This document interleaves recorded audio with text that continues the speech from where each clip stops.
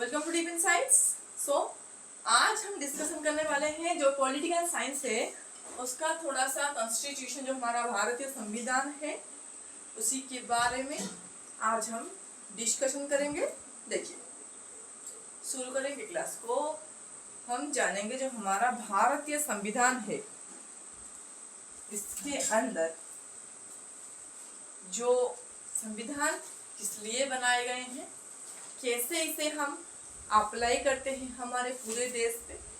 ठीक है, देखिए, constitution is the foundational law of a country. इसका मतलब जान देखिए, हम नोट जो बोर्ड पे लिखे हैं उससे हम हाईलाइट करके जाएंगे, जो कि इम्पोर्टेंट होगा उससे समझाते समझाते हुए हम क्लास करेंगे। आप भी इसे थोड़ा सा खाते में नोट कर लीजिए और फिर हाईलाइट करें और एक एक लाइन को है जो अच्छे से बुझिए। ये है जो कि है लूसेंट का जो जीके है, पॉलिटिकल साइंस है, हम पढ़ रहे हैं संविधान के बारे में। तो देखिए, constitution is the foundational law. Constitution यानी संविधान, संविधान को हम फाउंडेशनल लॉ कहते हैं, मतलब कि मूल नियम कहते हैं, मुख्य नियम कहते हैं हमारे देश का, जो कि सबसे स्ट्रॉन्ग लॉ होता है, सबसे ताकतवर लॉ होता है, वो होता है हमारा जो है कि संविधान है। देखिए, ऑफ ए कंट्री, सबके कंट्री का अलग अलग संविधान होता है। हमारा जो संविधान है वो लिखित संविधान है। ठीक, देखिए, which orders the fundamental principles on which is the government of that country is based। ये क्या करती है? परिचालना करती है। किसका परिचालना करती है? ये कंट्री का, अपने कंट्री का परिचालना करती है, जो कि क्या होता है, अपनी सरकार जो है, सरकार कंट्री को कैसे कंट्रोल करेगी, कैसे नियंत्रण करेगी, इसी का दायित्व, इसी का जो लॉ है, इसका जो पैटर्न है, उसे हम संविधान में देखते हैं। संविधान को फॉलो करके हम सब रूल्स को अपने देश पे लागू करते हैं। इसलिए हर देश का अलग अलग संविधान होता है। किसी देश का, मतलब कि यूके का अलग संविधान होता है, तो हो गया, भूटान का अलग संविधान होता है, श्रीलंका का अलग संविधान होता है, भारत का अलग संविधान होता है। कोई भी किसी देश के संविधान को फॉलो नहीं करता, उनका सब सेपरेट होता है, क्योंकि नियम हर देश में अलग अलग नियम रहते हैं। So it lays down the framework and principal functions. तो ये क्या करते हैं? लेज डाउन करते हैं। क्या लेज डाउन करते हैं? Framework and principal functions. देखिए, जो मुख्य कार्य रहता है सरकार का, इससे ये फंक्शन करते हैं। देखिए, अब various organs of the government. देखिए, हम पहले भी इस पे बात किए थे, अभी बात कर रहे हैं। गवर्नमेंट जो है वो अकेला एक इंसान नहीं चला सकता, उसके लिए ब्रांचेस की जरूरत है, उसको सेक्शन में डिवाइड किया जाता है। उसके बाद मिलके मंत्रिमंडल रहते हैं, प्रधानमंत्री रहते हैं, राष्ट्रपति रहते हैं, राज्यपाल रहते हैं या कलेक्टर रहते हैं। सबके सहायता से जो गवर्नमेंट है वो परिचालना की जाती है।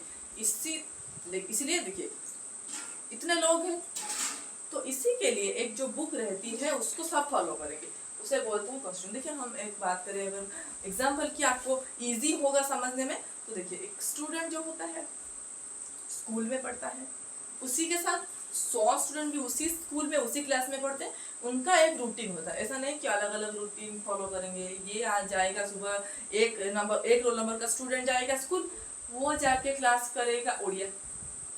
दूसरे रोल नंबर का स्टूडेंट जाएगा, वो जाके क्लास करेगा इंग्लिश। नहीं, एक टाइम होता है ड्यूरेशन क्लास का 45 मिनट्स का, और फिर जो होता है रिसेस टाइम होता है, और उसके बाद जो होता है एक रूटीन होता है। सारे बच्चे इक्वल होते हैं, वैसे ही भारत के सारे नागरिक भी इक्वल होते हैं। वैसे ही उनके लिए जैसे स्कूल में एक नियम रहता है, वैसे ही उसी तरह भारत में शासन का एक नियम रहता है, जो कि सारे नागरिकों के लिए समान होता है। Is that clear? आगे बढ़ेंगे और फिर देखेंगे principal functions of various organs. ये हमने डिस्क्राइब कर लिया। आप देखेंगे interaction between the government and its citizens.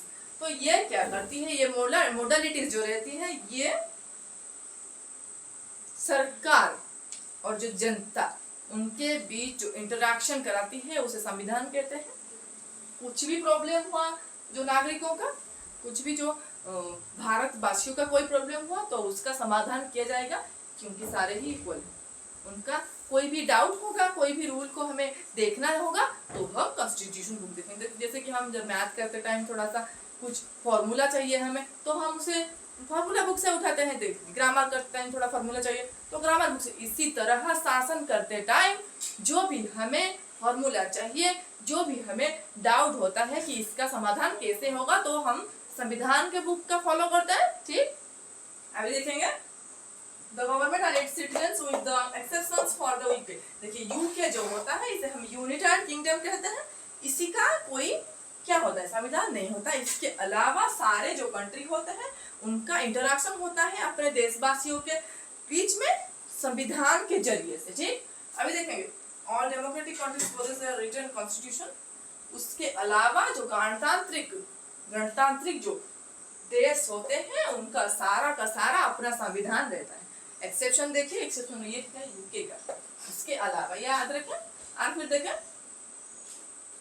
India also possess an elaborate written constitution. इसी तरह जैसे सारे देशों का अलग अलग संविधान रहता है, उसी तरह इंडिया का भी, भारत का भी एक अपना संविधान है जो कि 1950 26 जनवरी को लागू हुआ था, ये हम सब जानते हैं। और 1947 अगस्त 15 को स्वाधीन हुआ था। इसे हम ऑब्जर्व करते हैं इंडिपेंडेंस डे के तौर पे। और जनवरी 26 को हम रिपब्लिक डे के तौर पर ऑब्जर्व करते हैं। क्योंकि क्या हुआ था उस दिन, जो संविधान हमारा लिखा गया था उसी दिन से वो कार्यकारी हुआ था, इसलिए ऐसे ही हम इसे ऑब्जर्व करते हैं। ठीक, अभी देखिए जो हमारा संविधान जो है वो कैसा संविधान है, वो है लिखित संविधान। लिखित रूप से हमारा संविधान रहता है, which was enacted by Constituent Assembly। वो उसे किसने अनुमोदन दिया था, देखिए enacted by जो हमारा कॉन्स्टिट्यूशन असेंबली हुआ था भारत के स्वाधीनता के बाद, जब ये एम.एन. रॉय के द्वारा एक आइडिया दी गई थी कि हमारे देश में, पहले भी इस क्लास के बारे में थोड़ा सा इसके बारे में, इस टॉपिक के बारे में हम डिस्कशन किए थे। एम.एन. रॉय द्वारा डिस्कशन किया गया था कि हमें आइडिया उन्होंने दिया था कि भारत को संविधान की आवश्यकता है। उसके बाद आईएनसी ने ऑफिशियली डिमांड किया था। आईएनसी का मतलब इंडियन नेशनल कांग्रेस।